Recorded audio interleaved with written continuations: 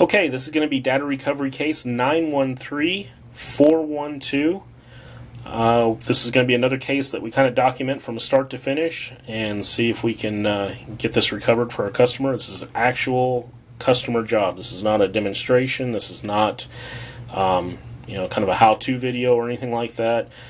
This is an actual job that we're working on. So this is a 3 terabyte Seagate hard drive. It was actually inside of an enclosure. A gentleman by the name of Scott sent it in to us, said it was dropped from a approximately 2 feet in height down to a carpeted floor, and after he went to go power it up again, the drive was making all kinds of unusual noises, and so he just turned it off and sent it in to us. So one thing I would not recommend doing if a drive's been dropped and it has data that you absolutely have to have, I would not recommend powering the drive up at all. There's a number of things that can happen. You can actually have the heads come unparked and land on the platter surface and seize there.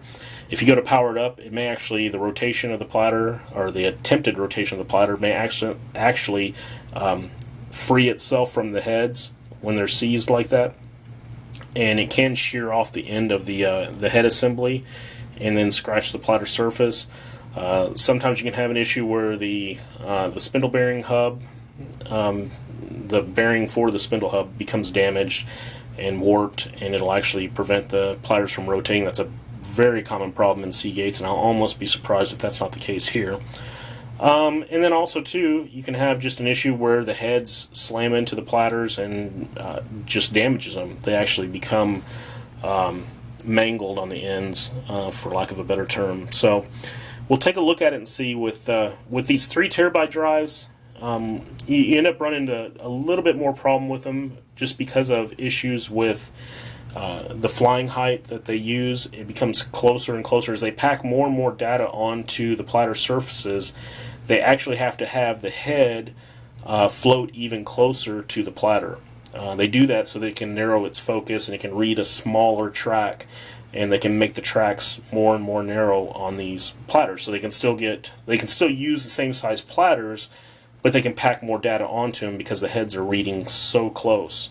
And to put it in perspective, these heads on this particular 3 terabyte drive probably have a flying height of about 4 to 5 nanometers.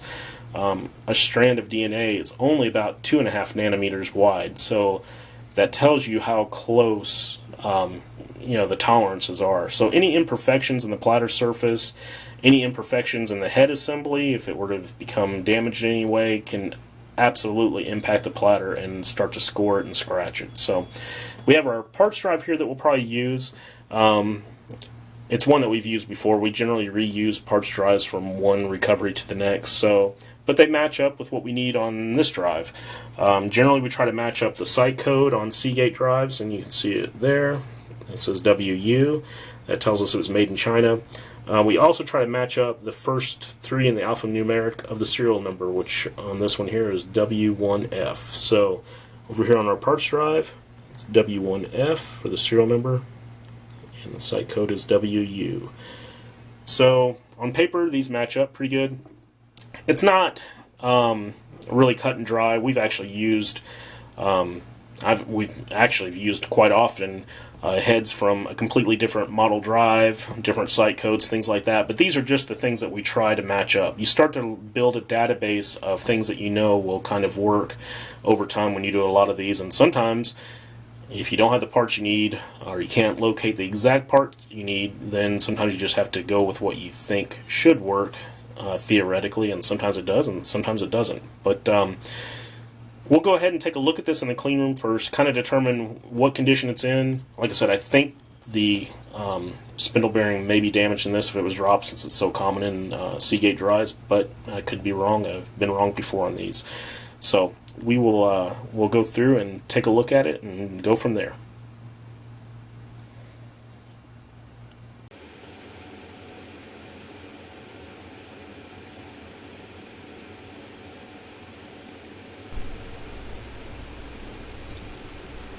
Okay, I'm going to go ahead and do a voiceover recording for these next couple parts of the video. It's just too much trying to talk over the constant noise of the flow hood, and I think it comes out a lot cleaner this way. What we're doing right here is actually just the initial evaluation on the drive. We're going to go through and just take a look at it and see what the extent of the damage is. We know that the drive was dropped, and we know it suffered an impact. And on Seagate drives, that can create a number of problems. So we don't want to power this drive up without taking a look at it first. Generally, you can have an issue where the spindle motor is damaged, the spindle bearing itself, so that the platters don't rotate. You can also have an issue where the heads come apart and seize themselves to the platter surface, which makes kind of a buzzing sound when that occurs. Same thing when the spindle bearing's damaged. You can also have a problem where the heads come apart and slam into the edge of the platter when it impacts. So any of those issues is definitely not something you'd want to power up the drive and risk doing any damage to the platter surface at all. So during this initial evaluation, we're just kind of determine what it is we need to do during the recovery, how extensive the damage is, and then be able to relay that information to our customer so that they can be informed of everything that is going on step by step. It'll also help us formulate what the exact price is going to be for the recovery, because it varies greatly in difficulty from one type of issue to the next. And right here, whenever it's opened, I can see easily that the heads are damaged. It was obvious that whenever the drive dropped, it actually impacted and slammed the heads into the edge of the platter surface and twisted them up pretty good. And one in particular is extremely damaged. So I'm hoping at this point that the customer did not power the drive up for very long with that head twisted up. And I'm taking a picture here to show the customer, because I'll update that picture to their ticket so that they can see exactly what it is that we see when we're working on it and what the problem is that we're facing. And this is that picture that I took, and you can actually see the heads are numbered 0 through 5, and 0 is on the bottom, so that's 0, 1, 2. That's head 2 that has the most damage to it. And then you can actually see that it is twisted up pretty good. And right now I'm just looking at the rotation of the platters on the hub, making sure that it doesn't appear to be warped in any way, shape, or form. If it's warped at all, that'll throw the track alignment off, and you'll never be able to get anything of any substance off the drive because the tracks will be out of alignment.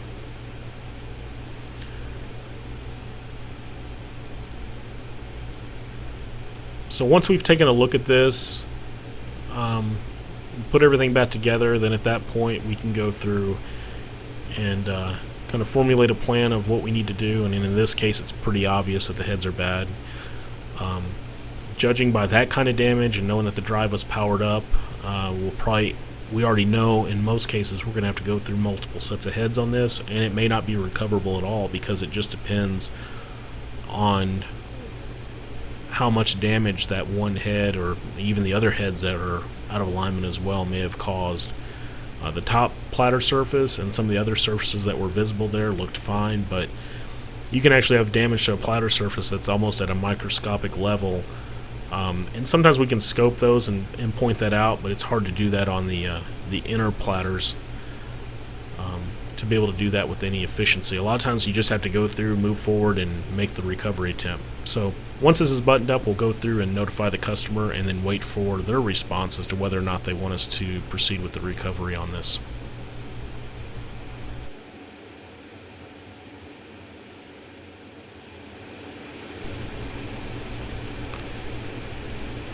Okay, so our customer decided they wanted to proceed with the recovery attempt. We updated their ticket after the evaluation was done. We confirmed the cost with them. They deemed that the data was worth the effort to go through and try to get it off. So we don't charge anything if the data is not recoverable in most cases, as long as the drive itself has not already been opened and worked on by anyone. Some people wonder why we still charge an attempt fee in a case like that where it's already been worked on, and the simple reason is more often than not, the inside of the drive is heavily contaminated with dust and debris, and plus, beyond that, we don't know what all has been done to it. We can be chasing our tails, working in circles, trying to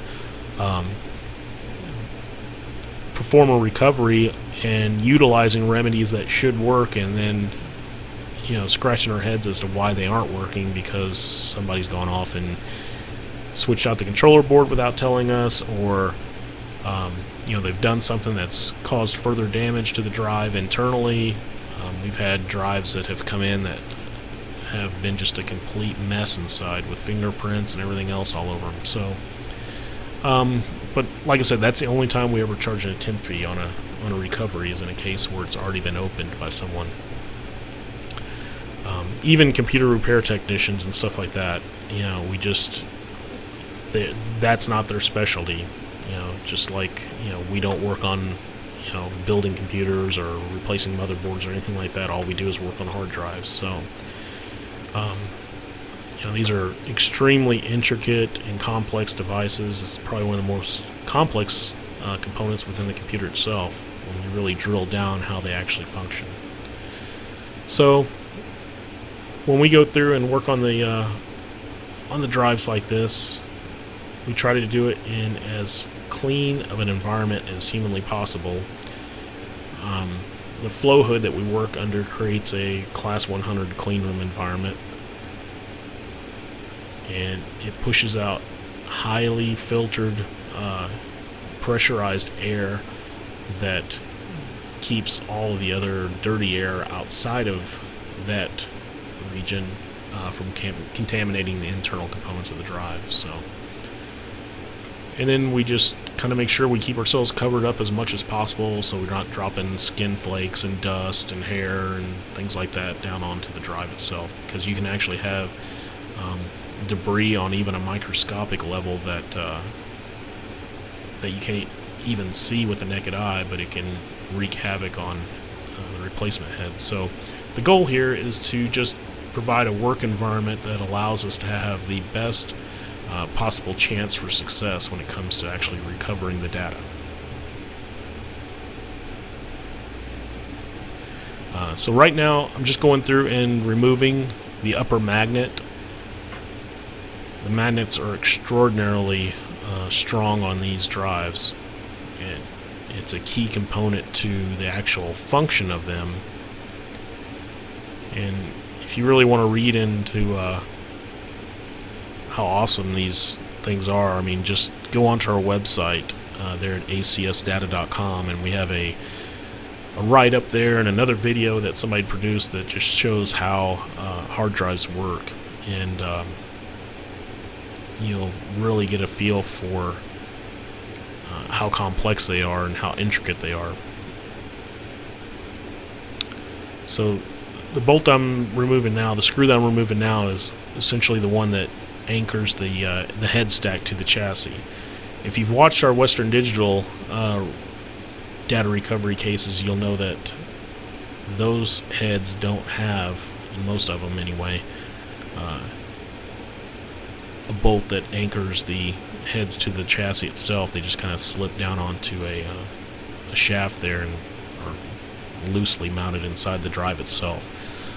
So I'm just looking at this point to make sure that all the sliders are in place, that there aren't any components of the head assembly that are missing, because if they're missing, we need to make sure that we find them and that they're accounted for, because if we don't, we may put in another set of heads and then they just kills them right off the bat.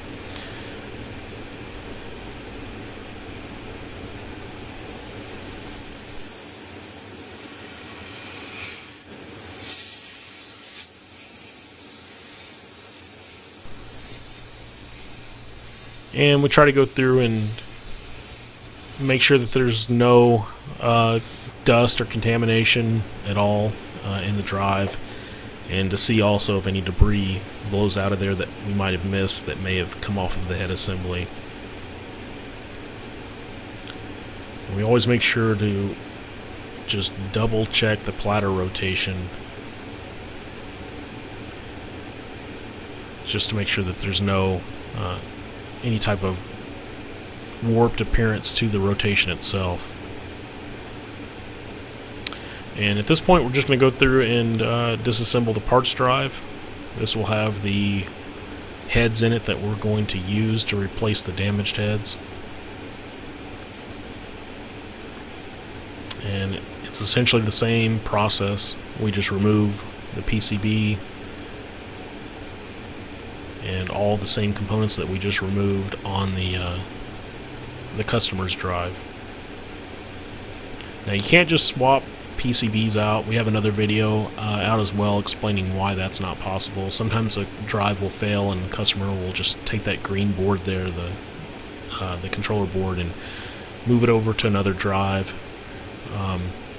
It just doesn't work. Even if the drive has a bad PCB, a lot of times on newer drives, and I mean within the last 8 to 10 years or so, there's unique adaptive data that's stored on that controller board that has to match up with what's on that's also stored on the platter. There's data stored on the platter and data stored on the controller board, and it has to match up. So even if you have a controller board that came off of a hard drive that was right after yours on the assembly line, they're still not going to match up. The adaptives that are in there are going to be unique.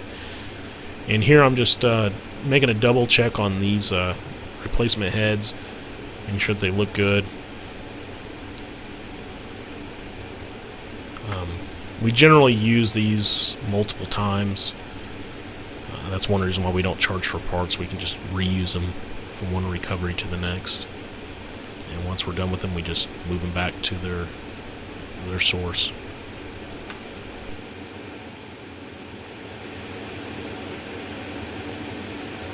Okay, just skipping ahead a bit, we are preparing to mount the new heads into the customer drive.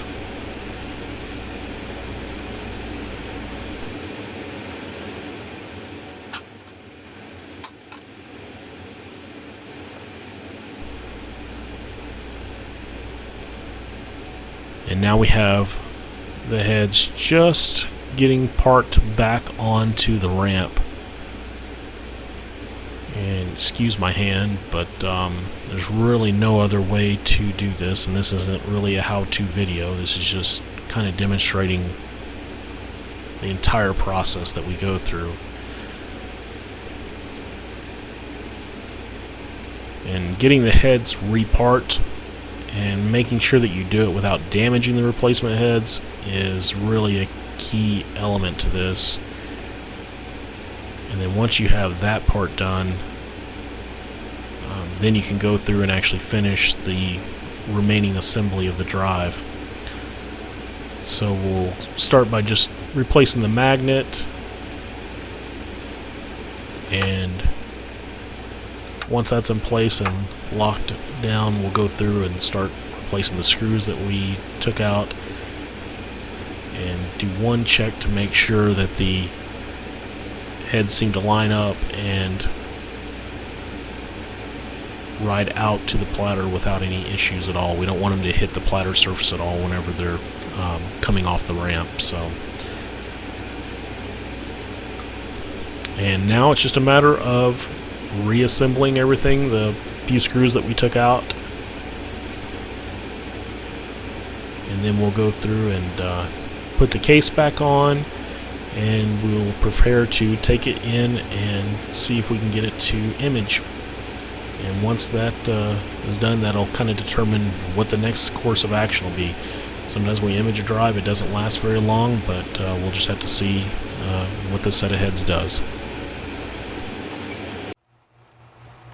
Alrighty, so we just got done doing the first head swap on this drive. I say first because I have a feeling based on the condition of the heads that it's going to be probably requiring more than one head swap on this. The heads, as you may have seen in the picture that I also took when I first looked at them, were pretty tore up inside there, and I'm afraid that if that drive was allowed to calibrate or attempt to calibrate a few times, it may have scratched that platter surface that those heads were aligned with. So anyway, we're just going to see where we are with this. I'm going to go ahead and power this drive up.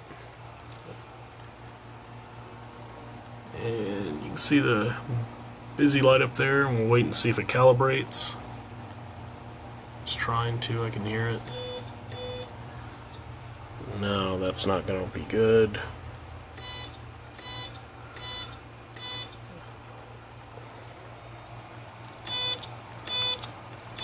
You can hear it, but I'm just going to shut that off. Okay, so that's kind of what I was expecting with this. No guarantees that this recovery is going to be successful, even from the beginning, knowing that the drive was dropped. That generally requires us to go through multiple head swaps. It's not uncommon for us to go through and do sometimes 3 or 4 head swaps on a drive to get a full image of it. We're going to go through here. I've got another couple parts drives in stock right now that match up with this one. So we are going to probably take this back in tomorrow and see what we can do and see if another set of heads will work any better in this. So that's disappointing for sure, but that's the way it goes sometimes. And there's nothing in here that guarantees that anything can be recovered on any of these, especially if the platters are damaged, which this one may very well be. But we're just going to go through and give it our best shot and try again tomorrow with another set of heads and see how we do. Okay, so we have the drive for case 913412 attached to our imager again. We're going to go through and make another try with this. And actually, this set of heads is already doing better than the first set that we had installed. The drive actually has become ready, and we have it in our system connected. And I'm going to go through and see if we can generate a bitmap with it.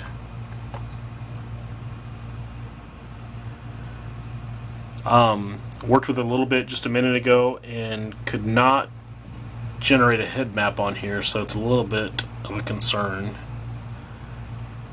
But I'm going to see if we can get anything imaged at all. I'm just really not holding out a lot of hope on this case, but we've been able to pull some of these off even when they look to be less than encouraging. So it's going to take a little bit of time to initialize the LBA map on here, and that's what it's doing right now. It's kind of just reading how the data is laid out or how the sectors are laid out on the drive.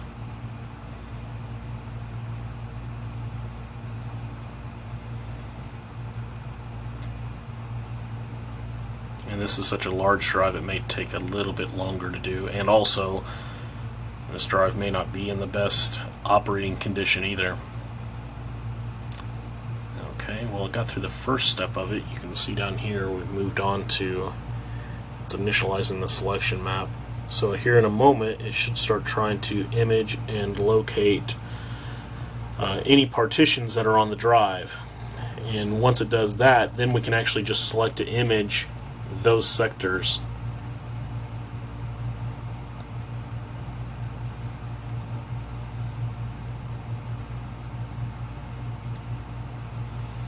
I would pause the video, but I think if this goes through and starts working, it won't take too long to start. So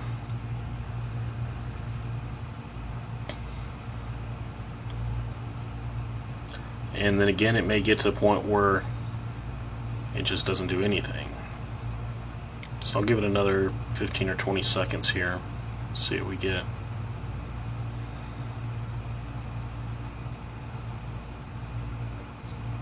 Oh, okay. Alright, well, found a partition. And actually, yeah, that's a 3 terabyte partition, so I can look over here, it's got over 5 billion sectors in it. So that's the partition we definitely want. It was an external drive, so there's just one partition on it. We're going to go through and select all the files at first. Wow, it's actually imaging the bitmap fairly well. I mean, it's going along at a pretty good speed.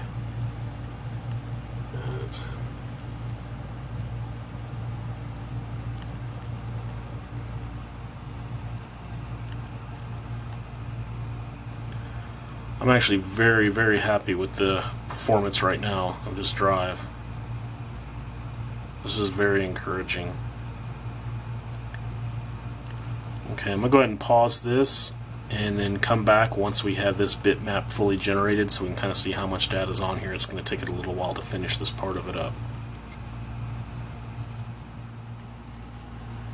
Okay, well, as you may be able to see here, you may not be able to read it, but it says loading bitmap failed. Started running into a lot of issues with it, trying to generate the bitmap on it, and I'm just not going to mess with it. I'm just going to start imaging this drive. Sometimes when you have really unstable drives like this, you just need to get as much out of them as humanly possible. We know from the beginning that this drive has data on it. I mean, we know that for a fact. So for me to go through, it may be hitting areas of the drive that are damaged. It may hit areas of the drive that where the heads had actually impacted when it initially impacted the floor and crashed. I mean, you can see right here, it just hit a bad spot, and it should skip these sectors. But I think there's some underlying issues there within that drive as well. So. And we may end up having to go through and put another set of heads in this as well before we finalize this. But what I'm essentially going to do right now is the drive's rebooting itself automatically. I can watch up here and see. And it may hang up in a busy state, I'm not for sure. Sometimes if they get to a point where it times out too much, it'll actually just reset itself, and we can change that setting here in a bit. But this drive is extremely sketchy as far as how it's functioning right now, so I'm not sure if I want to go through and allow this to keep running like this. What I think I'm going to do though is I'm going to keep this drive with this set of heads in it for right now, and I'm going to try to work around manually to image as much as I can the easy areas that it can read. This should be a mostly automated process with this hardware imager that we use. But sometimes you kind of have to just work around the areas that are bad. So we were at the roughly 2.3 million sectors into the drive. I'm going to go ahead and skip to about 50 million and just try to get it to image from there. I just wanted to try to avoid as many bad areas as it can and just do a really loose image at first, just grabbing whatever data we can off of this drive, and then coming back and picking up the areas that we missed, changing the configuration a bit on how the drive reads, and then just kind of go from there. So we're going to let this run for a while. It looks like it's doing a little bit better in this section, and then go from there. Again, this is a good illustration, like some of our other videos have been, that show how there's really no one-stop solution with these. And here we go again, it's stopped. A lot of times you can run into issues where even if the drive gets to the point where the head swap works okay and you get the drive to where it'll actually calibrate, you still can't get a good image of it unless you have the hardware that's needed to be able to do it, because they work in such a degraded state once they're up and running. If I had a head map built on this, which I'm still not entirely sure right now, and I'll look into this some more whenever I cut away from this video, there's got to be some reason, some underlying reason within the firmware or something that's not allowing this to build a head map properly. If I had a head map, I'd probably be able to tell which head is given the problem, and I can just deactivate that and we can go and read the remaining good heads that are on this. Because there are areas of the drive here that are reading absolutely flawlessly. So we only got about another 4 million sectors into it. You can see right now we're at 54 million before it just kind of paused. So what I'm going to do is go through and skip to 60. Just to get past. I'm trying to see if there's just little windows, little pockets of space that are having problems reading, or if it's something with a specific platter. or head that's having a problem reading. So we're going to let this run for a little while and then come back to it. I may end up putting another set of heads in it if we need to. I really don't want to. This is kind of one of those things where if it's not entirely broke, we don't want to try to fix it. And if we can get the bulk of the data read off of this drive now, that'd be absolutely amazing. So we're going to let this run, and it looks like it's doing a little bit better right now. And then we'll see where we are here within a few hours.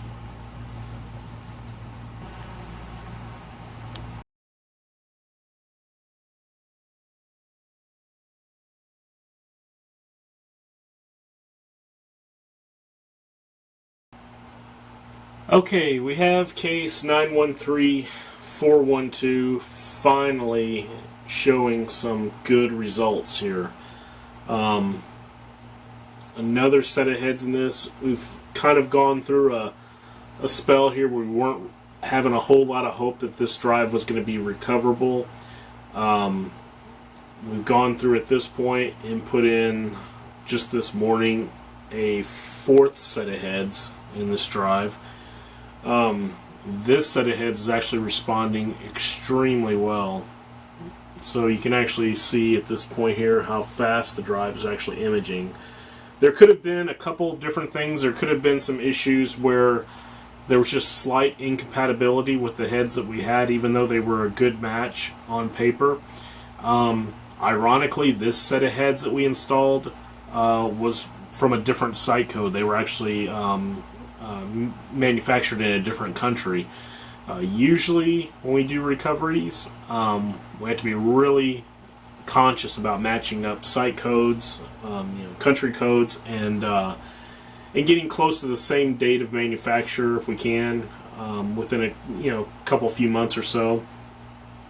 This drive here was actually a little bit newer, but it was a different site code, and the results speak for themselves. I mean, the drive is just flying through right now. I didn't even want to waste time trying to generate a bitmap, mainly because of the fact that I know that this was an expansion drive, which means we don't have an operating system on there, we don't have program files on there. The customer said they need everything off this drive, so there's really no sense in wasting time generating a bitmap because we don't know how long the life is going to be on this set of heads that we have in there, and we want to try to get as much as we can. We can see now we're about 27 million sectors into the drive already. We've got 182 images showing up. So it's just at the very, very beginning stages of it. Customer says there's probably only about 100 gigs of data on this drive. So we're going to go through and let this run. And at this point, I almost want to say that this is going to be a successful recovery, but I don't want to jinx myself yet. So we're going to let this run for a little while longer and see what the data looks like, and we will follow up shortly. Okay, and we finally have case 913412 completed.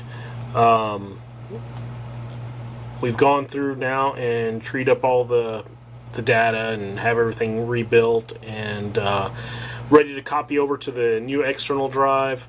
There actually ended up being, look at this on the clone of this drive that we have connected, there actually ended up being 1.4 terabytes of data used on this drive, so a little more than the 100 gigs or whatever it was I think they said that they had used initially. So this drive took a little while to get imaged, but once it imaged and the rest of the way it was beautiful, everything worked great.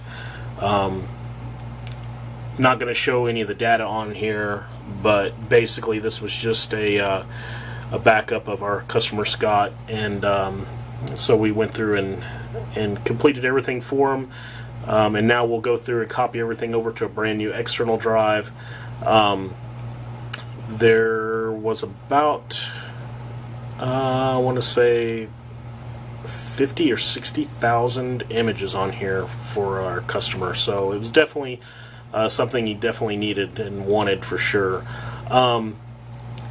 It took us a total of about, let's see, we started this case on the 2nd of September, and it is now the 15th, so almost 2 weeks to complete this. And mainly that was just due to the fact that we had so many issues with those heads being compatible and everything else, so and just getting the drive imaged. So a long case, not completely out of the norm for what we do. We run into a lot of odd cases, and that's the difference between being able to do recovery work and knowing how to tackle certain problems as they arise. So but this one was definitely successful, and we're going to get ready to finalize it and get it shipped back to our customer.